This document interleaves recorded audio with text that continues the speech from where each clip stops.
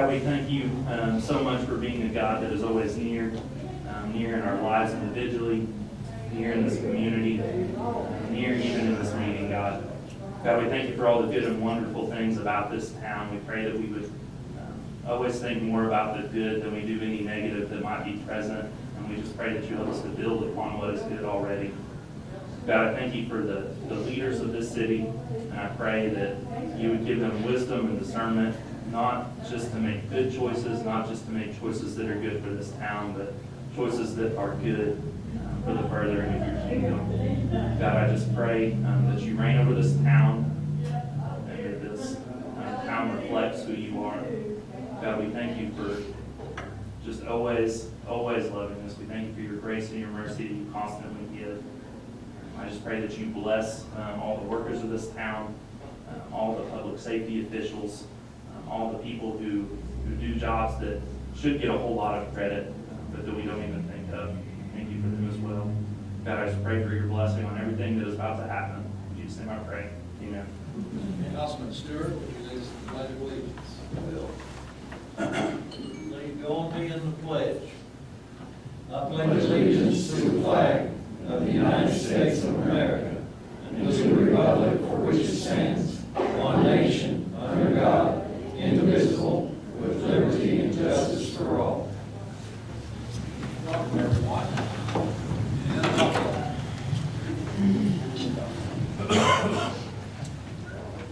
All right. We'll call to order the regular meeting of the Clinton Hospital Authority, the Clinton Recreational Authority, and the Clinton Solid Waste Authority. You received your consent agenda. Got a motion? Make a motion. Trustee Stewart? Yes. Trustee Jones? Yes. Trustee McDomas? Yes. Chairman? Yes. Any trustee reports and these authorities? Comments? Mark? No, sir. Okay. Do I hear a motion to adjourn? So moved. Second. Trustee McDomas? Yes. Trustee Stewart? Yes. Trustee Jones? Yes. And Chairman? Yes. All order the meeting of the Clinton Airport Authority. You have received your consent agenda. Do I hear a motion? Second. Trustee Stewart? Yes. Trustee Jones? Yes. Trustee McDomas? And Chairman? Yes, we have one action item. Consider and take action on request for qualifications for airport engineer. Mark? We have with us this evening Toby Baker. And Toby, what I want to ask you to do is step up here and explain to the council, the audience, exactly why we went through this process, who required it. You know, you represent the sole respondent that we had on the RFP that was published and sent out. Well, first of all, why did we do this? Sure. So for your projects that are funded by the Federal Aviation Administration, the engineering and other professional services for those projects is eligible under the FAA grant if you follow certain guidelines as far as the procurement of those engineering and professional services. One of those guidelines is the FAA requires that no new work be initiated under an existing contract after 5 years. And so the CEC has actually worked for the city of Clinton since 2002 out at the airport, but the current contract that we had exceeded the 5-year period. So in order for any new work under the contract to be eligible for FAA participation, the 90% reimbursement by FAA, the city had to go through the consultant selection process as defined by FAA in order to generate a new contract. So that is the reason behind the RFQ process. How long have you personally been involved with the city of Clinton? Since 2007. Okay, 2007. You did submit a proposal, which we have reviewed. I will tell everyone in the room that dealing with Toby is not only easy to do, but he helps us past what a normal engineer would do, which is normally design a project. FAA projects are 90-10, with the city picking up 10%. I think OAC is what, 95-5? That is correct. The Local Aeronautics Commission, they fund 5% more than FAA. We don't have a project from them as often. You guys had one a year and a half ago. The OAC paid for 95% of the runway lighting and the approach lights. But then they also have you scheduled for some, we have a larger project coming up in a couple of years to rehabilitate the runway pavement. Because While you're doing that, would you list the projects that we have talked about? Sure. So the first project will actually be designed in 2020 and then constructed in 2021. Is the reconstruction of the pavement around the west set of T acres. So the previous project, we previously reconstructed the pavement around the east two, but nothing was done on the west one. The pavement's in pretty bad shape. We've got cracks that are upwards of 4 to 5 inches wide. It's been overlaid once, probably, I'm gonna guess 15 years ago. When that was done, nothing was milled down, just an additional 2 inches was put on top. So now all the water that runs off collects in the cracks of the hangar doors. Every time it freezes, the doors are shut. So we're past the point where a simple crack seal or anything like that would solve the problem. So we'll reconstruct it, restabilize the subgrade, so we don't get that cracking in the asphalt. So that'll be the fiscal year 20 and 21 project. And then in 22, we have a project to rehabilitate the terminal apron, which is the area around the main hangar, the terminal building, and the fuel system. And that will probably consist just of, the OAC would like us to do an overlay. I think we're going to find that for some grade issues, we may be better off to reconstruct part of it. And then the subsequent project after that will be a large, it's over $2 million. We haven't done the final estimating on that, but a project to rehabilitate the main runway. And so the runway, the pavement was done originally in the 90s. There's been a couple rehabs done on it, but not originally. The most recent asphalt was placed in the 90s. A couple rehabs on it, but this project will likely be a little overlay as well. And that will be 23 if I remember correctly. That's the project that it will have some additional FAA funding in it. More than what your normal entitlement is. We'll have some FAA discretionary money. Because of the larger size of that, the state will actually step in and pick up half of the city's match on that. So that project will also only have a 5% city match. How many different airports do you deal with?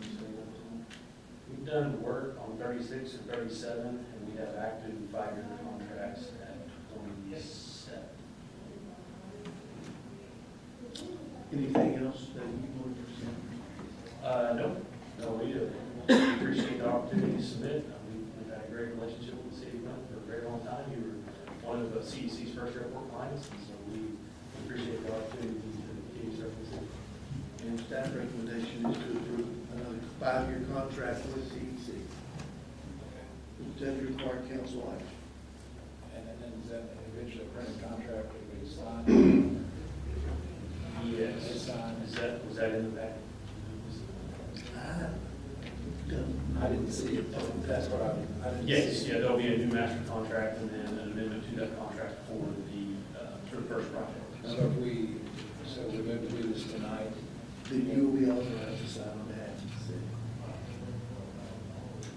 And it's the same contract that we, Right. It's the same, yes, it's the same contract as the last 5 years. There's no new language in that contract. We can't, as far as getting the FAA contracts, we can't plan on doing any of that unless we do renew this contract. no, It's gonna cost us if we don't. correct. I make a motion we approve the contract. Second. Trustee Stewart? Yes. Trustee Jones? Yes. Trustee McComas? And Chairman? Yes. Any other comments by trustees in this area? Thank you. Thank you. Thank you very much. Any other boards?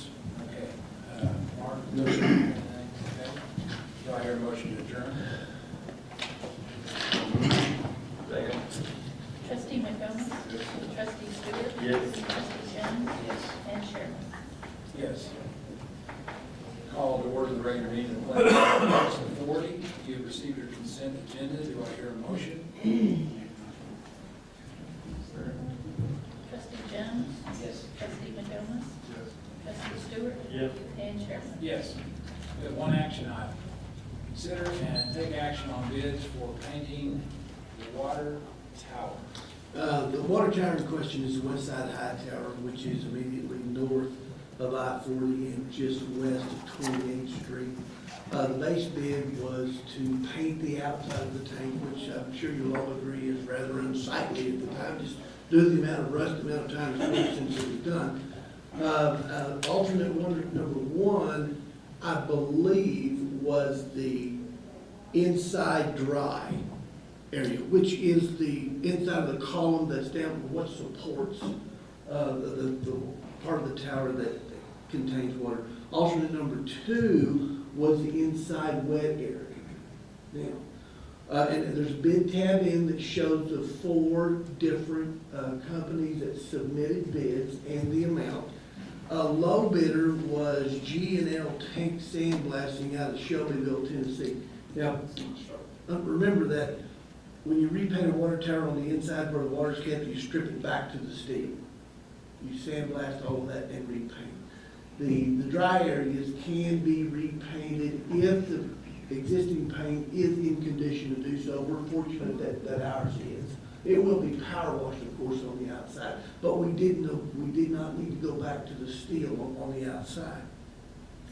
We did the same thing with this one that we always do. We find out who the low bidder is, and we try to find a reason to eliminate them. And their bid proposal was not complete. There were no references, which were well overlooked that. We did call for them.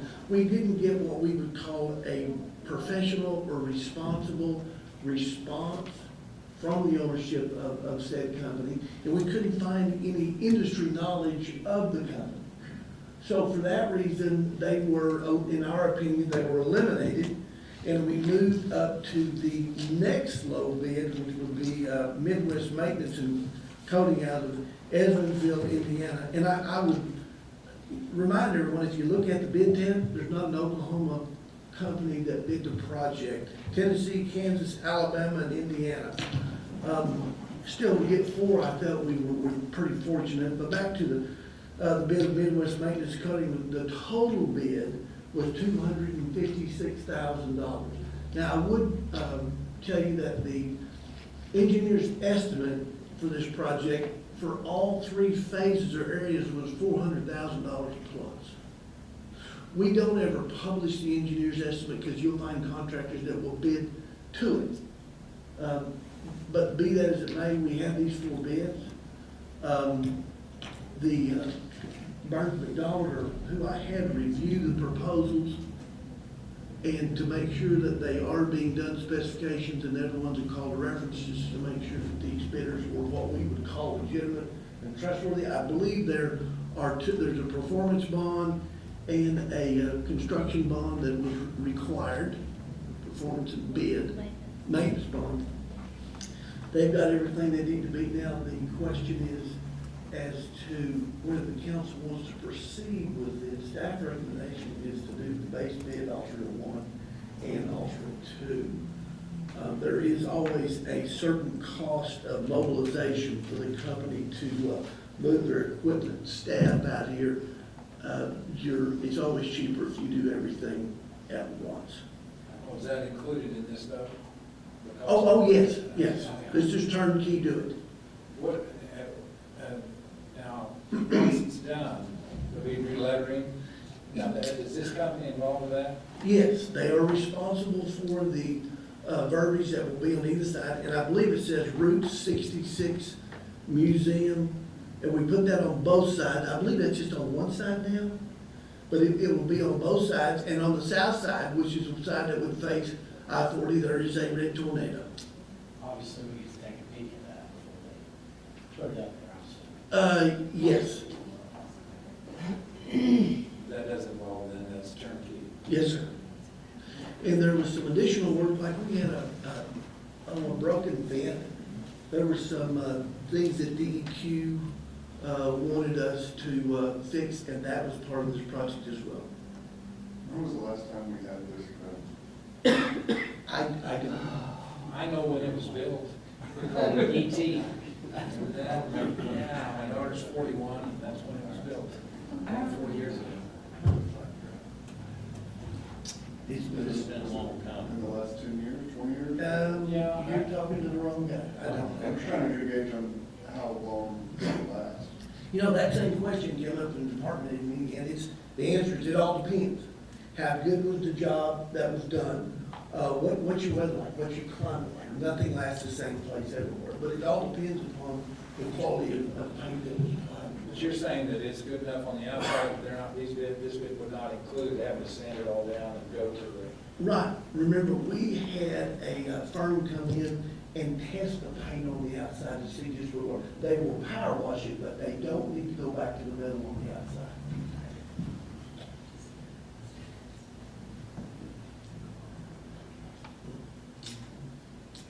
Any other conversation, comments, questions? Do I hear a motion? Mr. Mayor, if I may, when we award to other than the lowest bidder, we need to make sure that our motion includes some indication of why we deem the other bidder to be the most responsible bidder. So Is there an actual term that we can insert in the? it's the statutes refer to the lowest and most responsible bidder. So we're in this motion referring to that? Right. Well, what I would say is if you're, who is it, Midwest Maintenance? And labeling them as the The lowest, most responsible bidder because, cause. And then we'll put that in. right?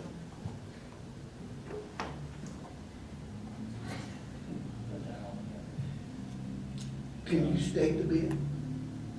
Or the motion, I'm sorry, state the motion. Sure, but somebody needs to know what is the foundation? Is it just because? Based upon the Burns McDonald The recommendation. Burns McDonald recommendation, I think that's probably enough. Their inability to fact check the lowest bidder and the deficiency of the bid documents. Did they fact check? They did fact check then this bid. Yes. Okay.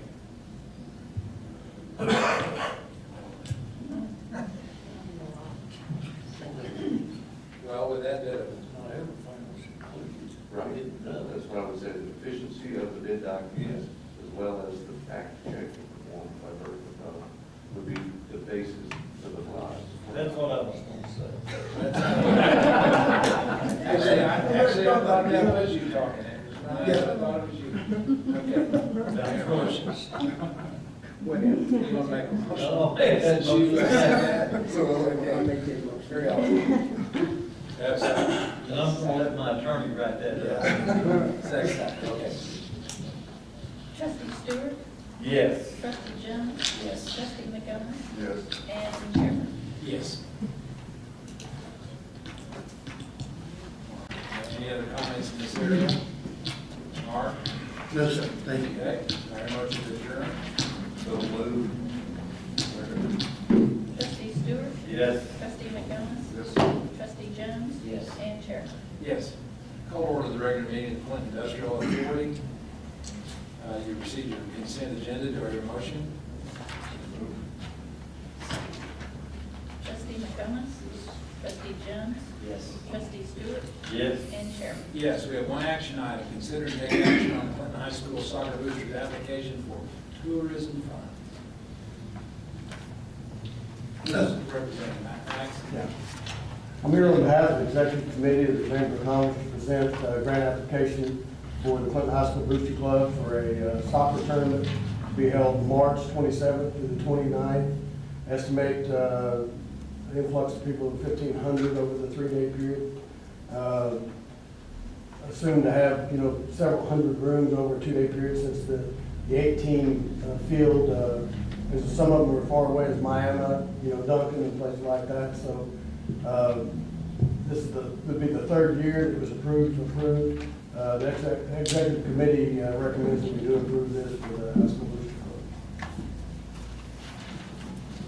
club. Any questions? Max? Your motion? I'll make a motion. Second? Second. Trustee Jones? Yes. Trustee McDomas? Trustee Stewart? Yes. And Chairman. Yes. Any other comments in this area? Trustees? Mark? No, sir. I hear a motion to adjourn. Trustee McComas? Trustee Jones? Yes. Trustee Stewart? Yes. And Chairman. Yes. Call to order the regular meeting of the City Council. You received your consent agenda. Do I hear a motion? Second. Councilman Jones? Yes. Councilman McComas? Yes. Councilman Stewart? Yes. And Mayor. Yes. All right, we have several action items. The first has a presentation regarding 2020 census. Now, will that be Julie Sanders and Roland Mauer. Roland Mauer? Or no, just Julie, okay. He just got up as a gentleman, as he should. Mayor and Council, my name is Julie Sanders, and I'm the Director of Transportation for the Southwest Oklahoma Development Authority, located in Burns Flat. How many of you have been watching the news for census? Anybody pay? So some of the people that I talked to haven't even been aware of Census 2020. And one of the things that I want to talk to you about, and we've got some handouts and a slideshow, but do you realize the amount of federal funds that come into Oklahoma from federal government based upon population? It can be city, municipal government, water side, sewer lines, DEQ, it could be schools, it could be senior citizen centers, nutrition centers, Pell Grants, workforce development, any number of items. With Oklahoma, you're looking at about $1,675 per person in federal funds. That may not seem a lot, but if that, multiply that by 10 years. And that's a big impact on a community. So when I look at the information for the SWOTA area, the area that I'm responsible for, I start looking at what the impact is, not only for our transportation system, but also economic development. So if you look at, over the next 10 years, what's the impact of one person not being counted in Clinton? When we look at things as households, and you're looking at 2.5 to 3 people per household, that's a significant amount of money that may not come to Clinton, in addition to the impact on your total population when you're looking at economic development. So some of the things that I'm asking you to look at is, how can your community get involved? How can you as leaders take the initiative to share the information and the significance about the census coming up? April 1st is Census Day, but this will be the first year that there's going to be a significant change. The census is wanting everyone to fill things out electronically. You know, that works in Southwest Oklahoma with our internet service, right? Some individuals will actually get a survey of 7 questions mailed to them. Others will just get a letter that's very nondescript. It says, we're from the Census Bureau, here's your code. Please go online and use your code to complete the census or call. My fear in this area is that we have a lot of elderly that are going to be getting this information, and they're going to think it's scam. They're not going to complete it unless that we have the leadership in the communities that say, you know, be prepared, know that this is coming. Or if you get something and you're not sure, here's the number to call. We're going to have, I think Roland, you're going to have laptops set up where people can come in and fill it out electronically. But it's really important to get the information out now. The postcards and the letters will start going out mid-March. And then end of March, you'll get another postcard. Mid-April, you'll get a card. If you haven't filled out your census or completed it by the end of April, the census door knockers will start. And they'll only hit your house about 3 times. What impact is that? Well, there's less census workers this time around. So there's less times that they're going to go back to your house. And when you look at, for the next 10 years, this is the population that's going to be basing your federal funds, in addition to grants that are privately funded. You know, you control your destiny right now and the growth for Clinton. One of the things that I've talked to Roland about is know your hard to count areas, whether it is your senior areas, whether it's your low to moderate income areas, whether it's your Hispanic population. But you gotta find out who these groups of population find that are trustworthy, that they believe and will listen to them, and use those individuals, use the school districts. Elementary school kids, if they come home wearing a sticker that says, "I count," mom and dad, did you fill out your census? Get the kids talking about it. That will help. But also know, one of the things, we have people that just don't trust the government. Whether that, right or wrong, they don't trust. And some of those people are our workers that are not documented. Know that the census information is confidential.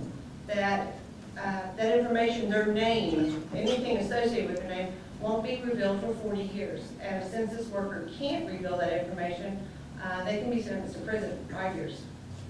So the information is confidential. The numbers the data that comes off the census is what we're going to be looking at. So we want to make sure that everyone is counted, not just the people, not just the 76% that responded in 2010. So in Clinton, there's 2 census tracts that make up the city. And so you're looking at about 24 to 25% of the population did not complete the census in 2010. What impact does that have on Clinton and its future? I'm here to answer questions. I'm trying to funnel everything through Roland, so I know he's got a complete count committee started. If you have any questions or need any help, give me a call or ask Roland, and I can get information to you. Is the information that you just had, should we go through this, or is that? I summarize what you have. Okay. This is for you as a handout, so if you're speaking to someone, you've got the information that you can use as your cheat sheet. Are these laptops, are these gonna be at different locations throughout town, or put them in one place? Right now, we're looking at partnering with the school district and putting some laptops at the Frisco Center and making them available over 2 successive weeks, Tuesday, Thursday nights, and then Saturday morning, 2 weeks in a row. Are you allowed to take them to other places? You mentioned elderly people, nursing homes, places, The nursing homes will be counted on a separate count. Group quarters, prisons, hospitals, nursing homes, they'll be counted separately by census.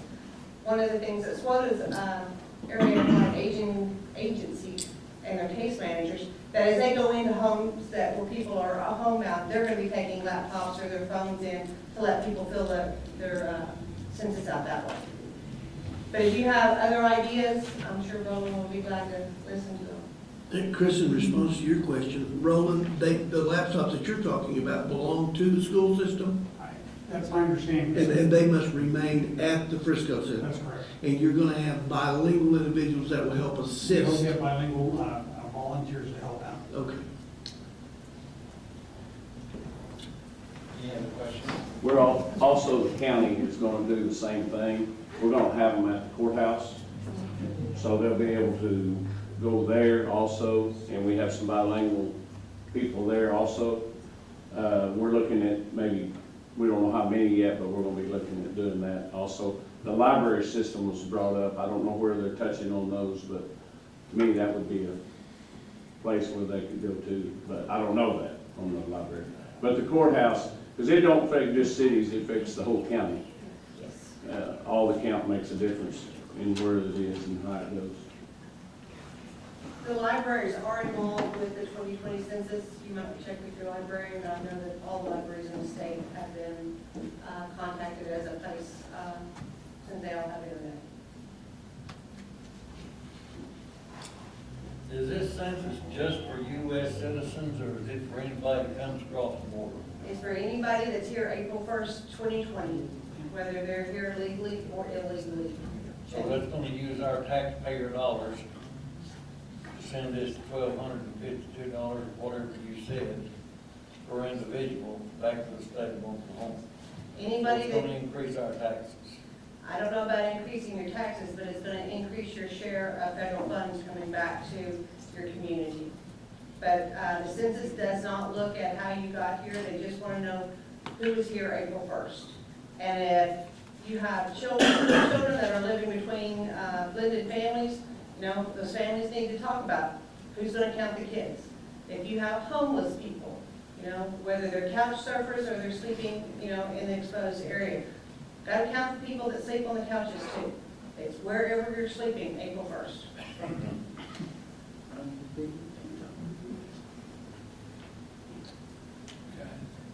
Thank you very much. Greatly appreciate it.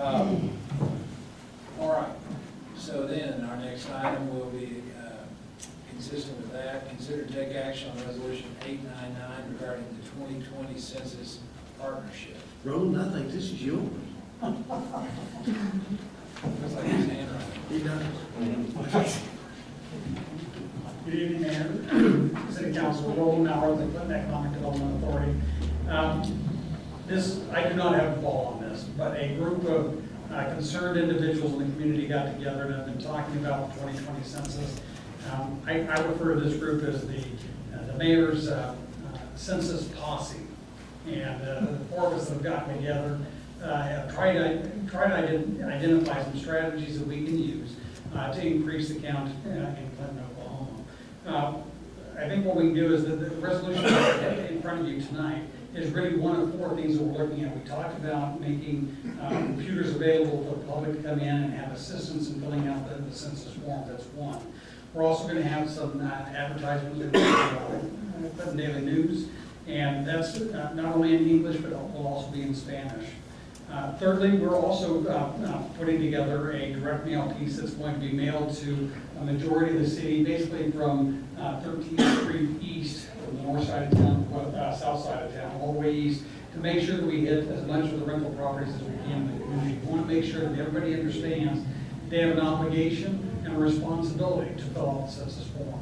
Again, it can only help us, it can't hurt us by having this information or these surveys completed. And lastly, from an economic development standpoint, the census is really the springboard for the information we use as we try to attract companies and jobs to our community. My biggest fear is that we might see a slide back in the total population in the city of Clinton. That'll impact all of our numbers in terms of our marketing materials for the next 10 years. So the more complete count we can get in Clinton, Oklahoma, one, it's good for us financially, but it'll brighten our future as we go to chase new jobs for the community. So the resolution in front of you is just our 4th leg of our strategy. Questions? Do I hear a motion? Resolution? Thanks, Ron. Second. Thank you. Councilman Jones? Yes. Councilman McComas? Yes. Councilman Stewart? Yes. And Mayor. Yes. Consider to take action on street closing request for Shepherd Home Health and Hospice 5K on April 11, 2020. Caleb, are you involved in that?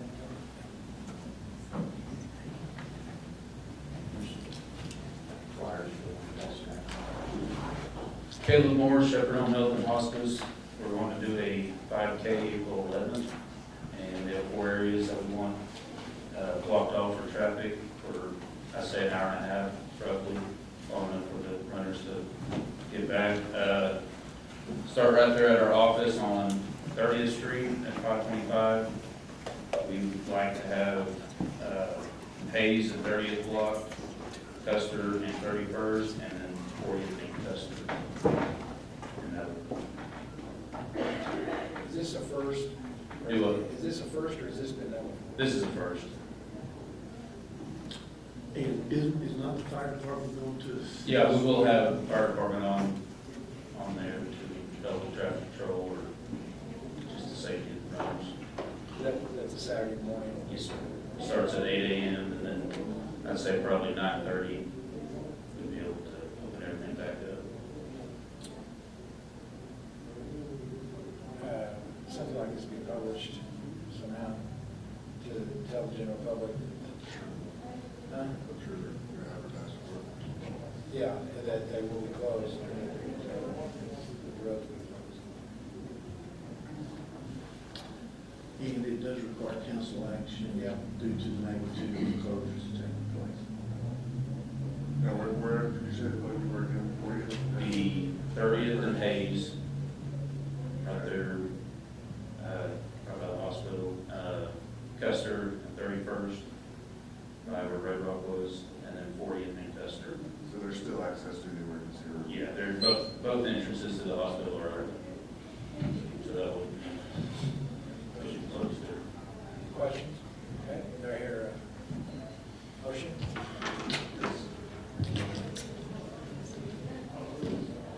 Second. Okay. Councilman McComas? Yes. Councilman Stewart? Yes. Councilman Jones? Yes. And Mayor. Yes. Consider and take action on nomination for trustee of the Oklahoma Municipal Assurance Group. In your packet is a letter that explains that there are 6 positions on this board. There are 3 that are up for election. It is the choosing of the council as to whether they select someone that would be considered a candidate for a position on this board. It must be either a city employee or an elected official. Well, to steal a page out of his book, where Chris was gone, I would make a motion to nominate Ernie Dowdell to this position. Will be your next time. That's right. So this is my opportunity to say that. This is a highly paid position. Yeah. Okay, so recommending Ernie, then that is just a suggestion to them and they choose then at the end, or is this? Yeah, something- there will be an election. Okay. And that, there's some indication that he might look favorably upon this. Yes. We don't care. Yes. And correct me if I'm wrong, Lisa, but I believe the ballot comes back to the Yes, it council does. when the vote takes place. Yeah. Okay, any other questions? Mayor, motion? Councilman McComas? Yes. Councilman Jones? Yes. Councilman Stewart? Yes. And Mayor. Yes. Consider and take action on the Oklahoma Department of Transportation agreement for landscape. 2274 and Gary Boulevard intersect at what I call Casino Corner. There was a church, a sign there that listed all of the churches in town. It became aged, it got in a state of disrepair, so it was the choosing of the ministerial alliance to change it and to something like what you see on your screen. Chris Fields is the individual that I have dealt with respect to this project. Johnson sign out of Arapahoe will build and construct and install the sign. During the project, we determined that there's no property there that's owned by the city. It's either owned by ODOT or the railroad. And of course, we're wanting up close to the highway. ODOT did get involved. This was explained to us, so this sign could be installed there. That's why this landscaping agreement is necessary. So, staff recommendation is to approve the landscaping agreement with ODOT so that the sign can be installed. And the ministerial alliance has stepped up to the plate. It's a cooperative project due to the expense of the project, but the ministerial alliance has stepped up with a little bit more than half the money that's necessary. And I assume this was back during the days of Bill Glutley and that administration, they would have had to talk to the transportation department at that time, I suppose. I can't comment on that. I remember how all this came about and the removal of all the individual signs led to one big sign. And any questions or do you hear? Was this a lighted sign? I do not believe so. I asked Chris Fields, I know it's not. Never lighted. The original one wasn't lighted, but seriously, this is. 6,200 and the ministerial alliance has come up with 35. Once ODOT got involved, they required those breakaway signs. That added $1,300. Only 2 of these posted on the sign, but that added $1,300 to the cost of the project. So it's a total of $6,200, and the ministerial alliance is going to $3,500 for that. So we're gonna get the other half. Well, that will come from us. Bobby mentions that, and about the lights, and the more I think about it, it probably needs lights. Like ground lights or something. I'm thinking of somebody coming off the interstate late at night, for whatever reason. Right. Well, not just that. So, no, yeah. we can look into that I mean, and, at least, and come back to you, but if we're gonna do it, then this landscape. First. Yes, Correct. this is first. So we wouldn't just put that as do the lights to it. You need to come back and tell us what that would entail. Right, we can install the lights after the project is resolved. So with that in mind, you'll come back to us on that. And I don't know what that would take, because I don't know the electrical, Right. what the supply of electricity is out there. Right. He's thinking solar. He's thinking solar. Yeah, there's sun out there. But solar fence chargers, they do work. We're not going to electrocute anybody. All right, you'll get back to us on that. I will. So the motion. I make a motion, we table this until the next meeting because we don't have all the information.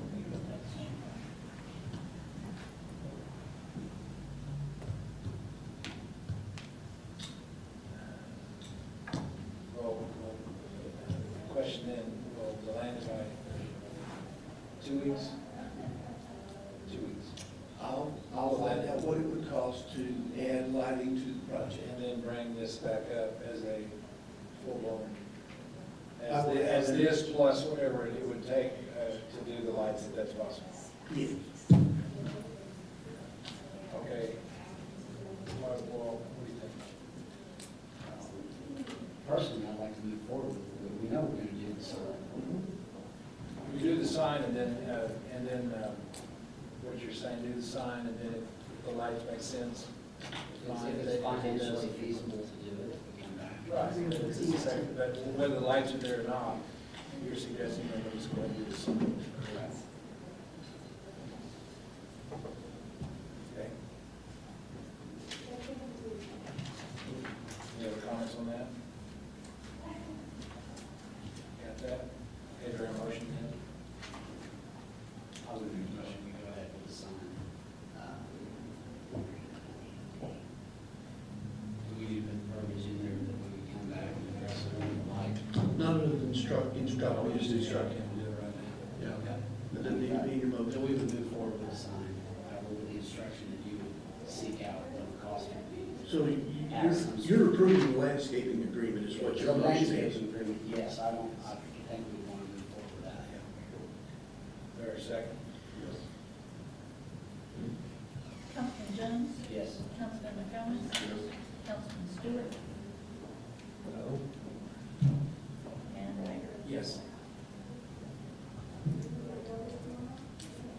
All right. Any other comments in city council? Councilman? On the question on that was why do we even have to approve the landscaping if it's not city property? It belongs to the state or it belongs to the railroad. The city shouldn't have any say so what they do on the landscaping. It's a landscaping agreement between the city and ODOT. They're giving us the authority to place the sign. We would be, well, it's a collaborative project. It's the city asking permission. But more or less, yes, and ODOT is granting that permission, yes. We're gonna be seen as the sponsoring party.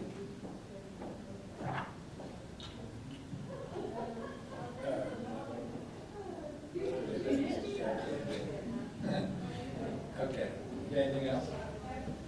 Yes, Rachel, while you're making your way up here, I want to recognize the magazine that was, everybody received in their newspaper. Rod, I think it was called Clinton Pride, Clinton First, exactly what was it? Proud to live in Proud to live in Clinton. 77 or 75 people and or companies were approached, 68 participated. It was a much larger publication than I think you originally thought you were going to have. If you haven't seen it, you need to get a copy. Very well done, very attractive, looks nice, looks really nice. Didn't you tell me that you've been contacted by people out of state that want copies of this? Yeah, exactly. Got an email today from, we also posted this online and everything, and we had one, there was a principal, we had one lady come in this morning, like 15 copies to send to our kids and grandkids that live out of state. Another one from Texas emailed us wanting a hard copy instead of the email copy. So we're in the process of taking care of that.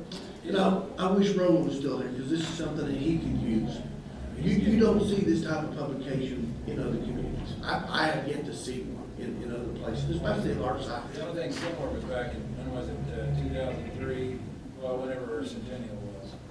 And it was a fantastic publication about the history of Clinton and what's going on now.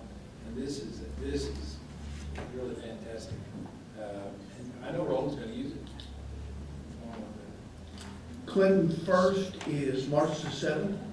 Again, that is a cleanup, and then I think there's a group that's involved in the refurbishment of the playground that's at Acme Brick Park. 8 o'clock at the Frisco Centers, where we all get together to start the day with coffee and some of the best cinnamon rolls that you've ever seen. That's where you can come out. Rachel, you've been setting city property on fire. Yeah. You're not an arsonist, but bring us up to speed on what you did and how you got people from outside the community to help. On February 28th of this year, I contacted Southwestern Wildland Firefighting, and they came out to do some training. And I only knew about them because I did that as a part of my major. And contacted them. They came out and they burned off all the cattails and overgrowth to provide a healthier ecosystem out there.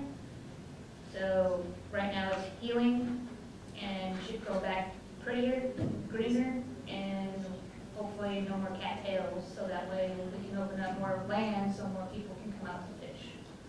Did you tell me that some of the students that participated in the project received credit for their participation? Is that They good? did. Okay. And it also built up their confidence when they are in Colorado, Montana, pretty much all over the world. So that way they're not just kicked out there and be like, what do I do? So it helps us out and also helps out the kids at Southwestern. And for an extra precautionary, I did talk to Brett Russell and asked him if they would be on standby just in case it did get out of hand, but it didn't. So we had assets, but they were still being able to do their own job. And I love those. Rachel oversees the park department for us and takes care of Acme Brick Park. That is her number one focus out there, just because none of the people will be able to come in. She's also assisting us with the golf course right now. And I have failed to introduce her, and I apologize. You know, we were walking out there the other night, and are both those bodies of water, those are both available to fish, right? Correct. Okay.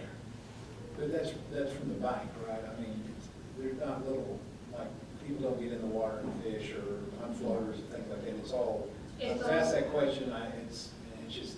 It's mostly all from the dock. I'm trying to keep people from putting a boat in there, Right. only because right now our ponds are pretty healthy. I also had U.S. Fishery Department come out to look at it. Our pond is pretty much the healthiest he's seen.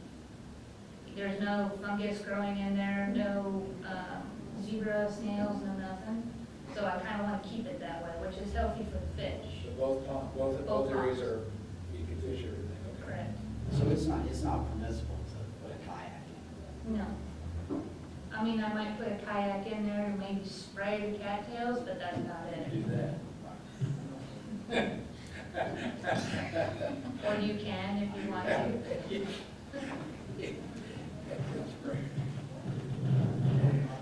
That's excellent. Thank you. Yeah, thanks for the work. Appreciate it. All right. Yeah, no, the beautification committee is responsible for the relocation of swing sets that exist in Club Park. They're gonna move them up by the hospital parking lot. And then there will be a new swing set put in the proximity of the gazebo that we have out there. In McLean Rogers Park, both the beautification committee and the High Five, or Fab Five as they're affectionately referred to, are involved in the installation of playground equipment out there. There are two old swing sets that are being put together to make one swing set, relocated to where, closer to the putt-putt, and there's a slide, and we're taking swing sets that are south of the bathrooms at the north entrance, and then there's an old slide there that we're going to relocate over to that area as well. And then, as we all know, that there's a new playground that will be installed west of that point. Right field. And yes, well, yeah, no, I think it's left field, north of left field. But things taking place, and so you're gonna see some of the existing playground equipment that we have taken out of the availability of the public, but we know where we're moving to. We're not just scrapping it. It's gonna be better when we get through. You may just mention, what's the time frame? We are starting to relocate the equipment that exists now. City staff is doing that. The High Five are in the process of raising additional funds. They've got the equipment paid for, but they want to put a turf-type surface underneath this playground equipment. Got to have something down there to catch those kids that either jump off or fall off. But the ladies are still moving forward in that. I can't give you a timeline on that one. It's moving toward, I think it's moving toward spring. Okay, I was just curious. Yeah, I think that's their hope, so that you're gonna have, they just need a couple of things to jump over, a couple of areas. That's all I've got. Okay. Do I hear a motion to adjourn? So moved. Second. Councilman McCombs? Yes. Councilman Stewart? Yes. Councilman Jones? Yes. And Mayor? Yes.